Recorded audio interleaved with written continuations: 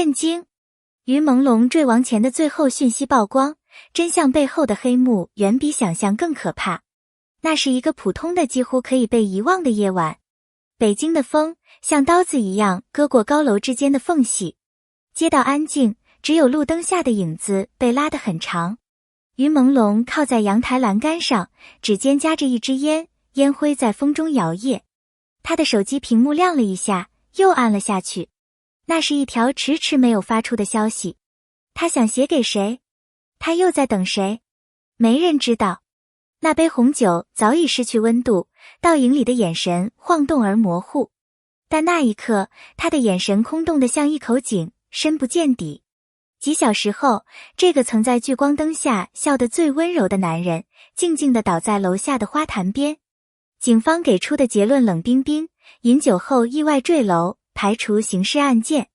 而命运的谜团正从那一刻开始，缓缓掀开冰冷的帷幕。意外这个词像一层薄薄的面纱，掩盖了太多不该被看见的真相。邻居说，那晚听到房间传出争吵声，保安说监控突然黑屏，朋友说他那天心情低落，却嘴里反复念着一切都要结束了。凌晨1点17分，他在社交平台发出最后一条动态：有些梦醒来就不见了，字短意长。那是一种看透的平静，一种告别的温柔。那条动态之后，他的账号再无更新，像被掐断的信号。可惜，懂他的人永远来不及回他那条消息。人们在第二天早晨看到新闻时，连呼吸都在颤抖。他的人生被一纸合同牢牢困住。10年，一份几乎等于半生的契约。从艺人到商品，从灵魂到标签，他不再属于自己。据业内人士透露，那家公司以资源扶持为名，将他卷入一连串补充协议，连呼吸都得经批准。一位助理的原话：合同的每一页都像一张网，把他死死缠住。表面是星光璀璨，实则是黄金牢笼。解约，赔违约金50万起步，网上不封顶。他笑着签下的不是合同，而是判决书。后来他才明白，那个签名是他命运的终章。何炅就言成真，被违约金掐死的梦想。几年前，一档综艺节目里，主持人何炅曾苦笑着说，现在的年轻人签10年约是常态，公司捧一个买100个。一句话道破整个娱乐圈的冷血逻辑。他们不是在培养梦想，而是在制造牺牲。于朦胧就是那个被埋在成功背后的名字。他红过，但红得太短。他想逃，却发现合同比铁链更沉重。他背着违约金的枷锁，连呼吸都要算成本。青春耗尽，换来一句冷漠的“谁让你签的呢？”那一刻，他笑了，笑得让人心疼。那不是自嘲，而是彻底的绝望。事发第3天，女演员孙兰发了一首诗，内容温柔，却藏着锋刃。每句首字连起来，赫然是于朦胧若有冤屈，请立案查明。几小时后，帖子被秒删。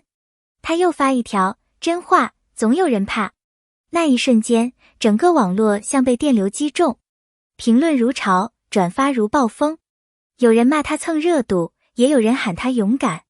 他的微博评论被封，账号异常，但他最后留言一句：如果连死人都不能说话，那活着还有什么意义？这句话让无数网友泪目，也让真相再度浮出冰面。网友开始深挖公司背景，他们发现同公司旗下曾有9位艺人离奇出事，有人抑郁，有人坠楼，有人车祸，还有人从此消失在人间。5年，9个意外，案件无一立案。每一份通报都像复制粘贴。当巧合多到如此地步，连命运都不敢再装作无辜。有人整理成表格，发现每次事故前，公司股价或合约收益都有变动。这一发现让人不寒而栗。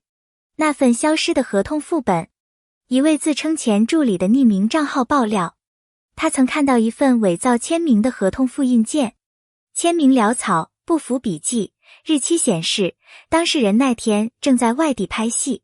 换句话说，那份合同根本不是他签的。文件还附有可怕的条款，艺人不得发表未经公司审核的言论，这意味着连求救都需要批准。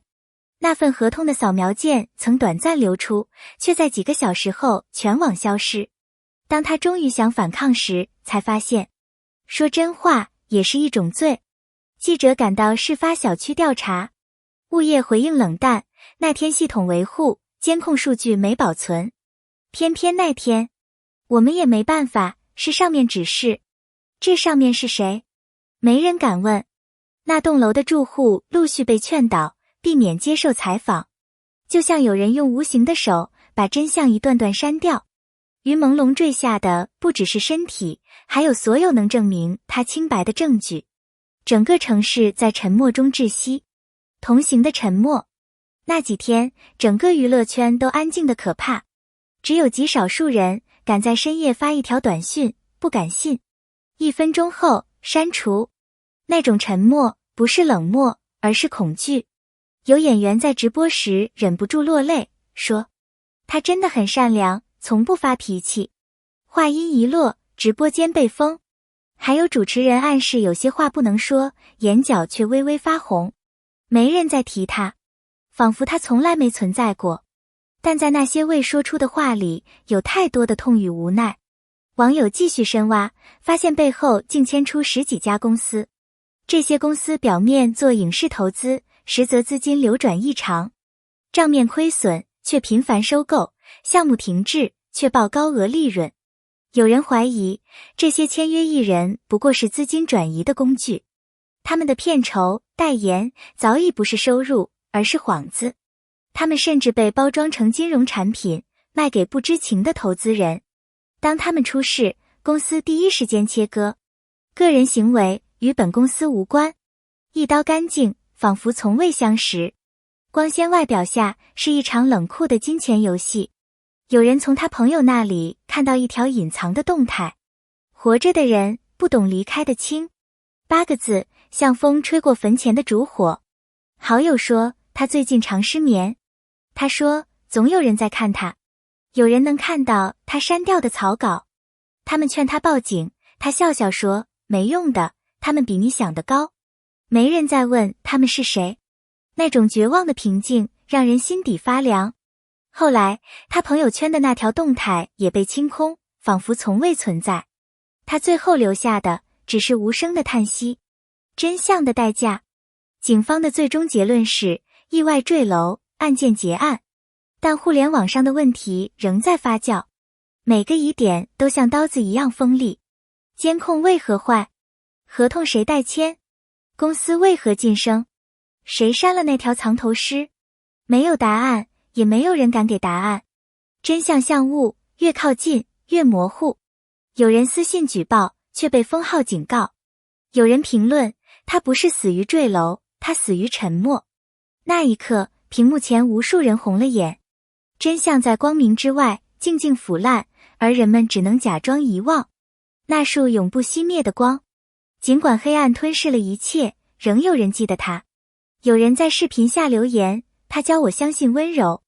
有人说他死了，但他的歌救了我。也许他离开时没带走什么，但他留下了勇气，让更多被压迫的人看清牢笼的形状。有光的地方就有影，而他成了影中那束最耀眼的光。他不是被遗忘的名字，而是无数沉默者心中那句未敢说出的呐喊。他用沉默撕开了真相的裂缝，也让更多人开始学会抬头看光。如果你能看到这里，请记住，这不仅仅是一个故事，而是一个时代的镜像。每一次点赞，每一条评论，都是对沉默的反抗。请在评论区留下你的想法，让更多人听见真相的回声。也别忘了订阅、关注、转发，让更多光照进黑暗。因为唯有记住，才不会让悲剧重演。